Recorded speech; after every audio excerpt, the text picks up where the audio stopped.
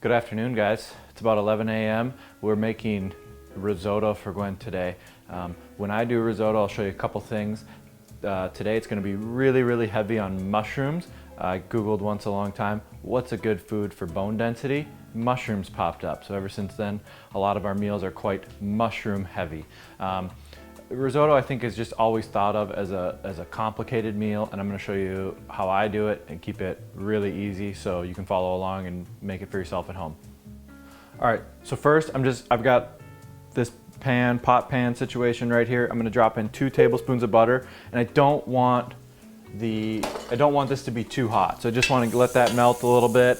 And then what I'll be doing is I've got my 1 large diced onion. I'm just going to drop that in. And the big thing, we just want to have those onions really cooked down, but we do not want them to brown or crisp or anything like that. We really just want them to be clear at the end. So we'll keep an eye on those. We'll keep that moving ever so slightly. All right, so what I've got here is a 9-quart pot.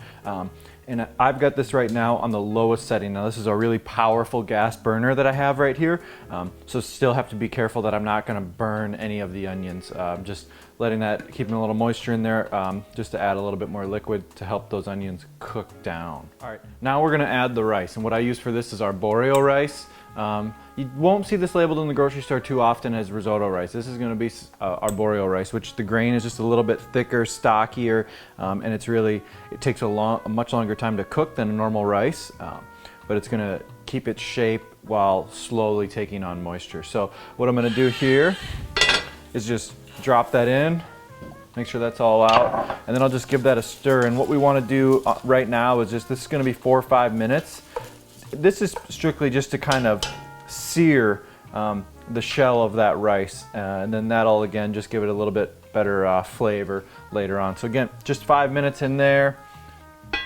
Could leave the lid on or off for this one. I'm just going to put it on. It's not. I'll probably take it off in about a minute, and then we'll start adding some chicken stock.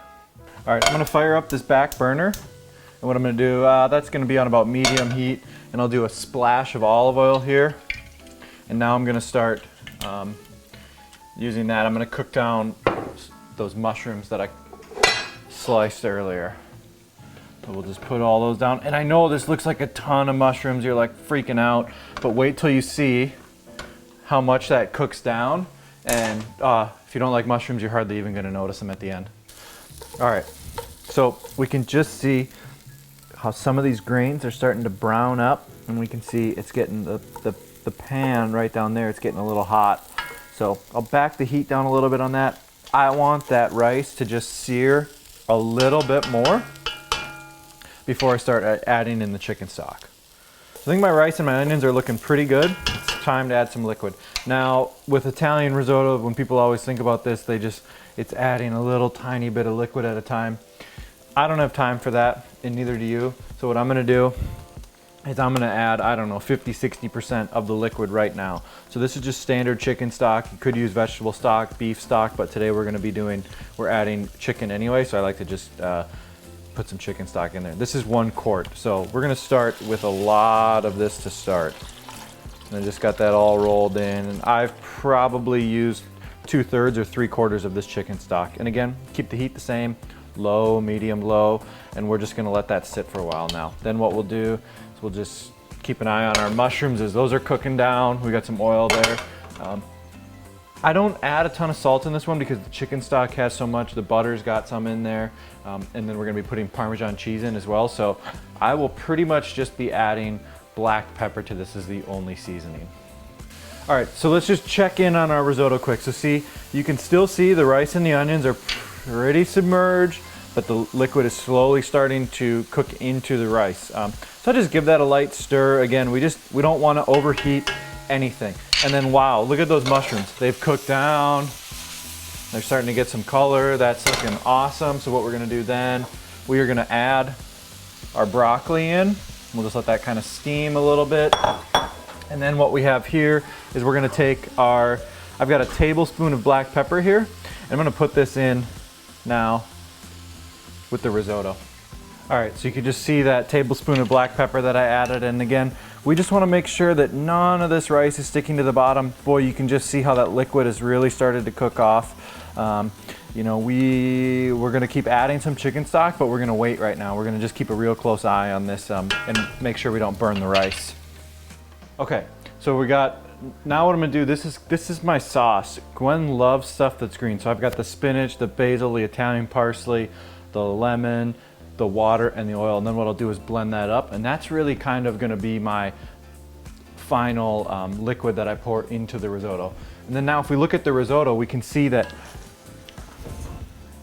the water has really started to cook out of there. And so what I'll do is I'll go back to my chicken stock.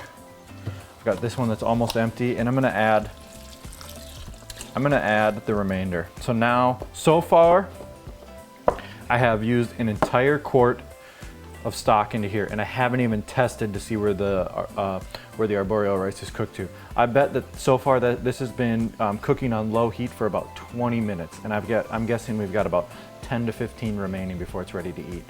You can see the broccoli and the mushrooms have really started to steam down. I could cut that one in half. That one's looking a little big, but yeah, it's starting to come together. All right, so this is just sitting all in a blender. I may need a little bit more liquid, and in this case, I would choose to add a little bit more water.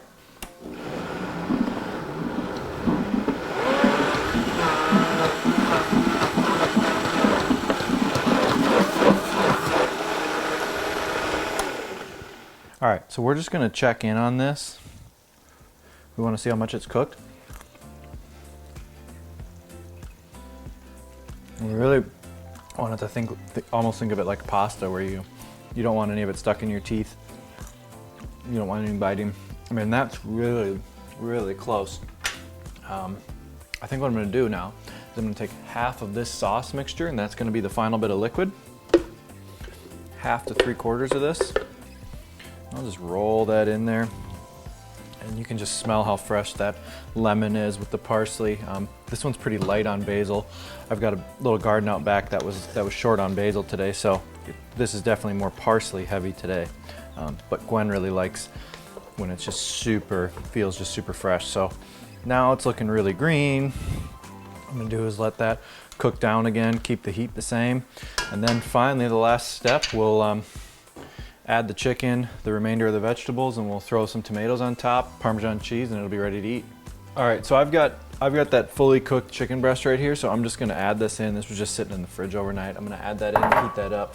I've got my cup of Parmesan cheese. I'll probably start with half of it for right now, and then what I'm gonna do is just stir this up. You can see there's still just a little bit of liquid, but we are getting it to stick to the bottom of that pan a little bit, which we want to avoid. So now we've really got to keep this moving and rolling. So this is just so hot. That chicken's gonna cook up. It's cut so small, it's gonna cook up here in a second. I've got that cheese in there that's gonna continue to make this really nice and creamy. And what I'll do now is I've just got that broccoli and mushroom, and I will just add all of this in. And you see, there's hardly any mushrooms in there. We started with 16 large white mushrooms. So it's just crazy how much that cooked down. You hardly even notice it if you're not a super big mushroom fan, but you want to have them strong bones, so you better eat them. So I've got this here, and then I think what I'll do is I'm gonna take half of my tomatoes, put those in now, then the other half we'll use as garnish with that last bit of Parmesan cheese. So Gwen should be walking in the door any minute from her run. She'll be ready to eat. Now let's talk about serving size for a minute. This will serve probably 2 to 3 hungry people, 4 to 5 normal people. So this super green risotto is one of my favorites. It is one of my favorites because it has a lot of greens in it, so I feel like I'm getting all my vegetables in. Stanley loves it. It tastes great. If you guys decide to make this recipe, you should let us know how it goes, give some tips for Patrick and I, and don't forget to subscribe to my channel.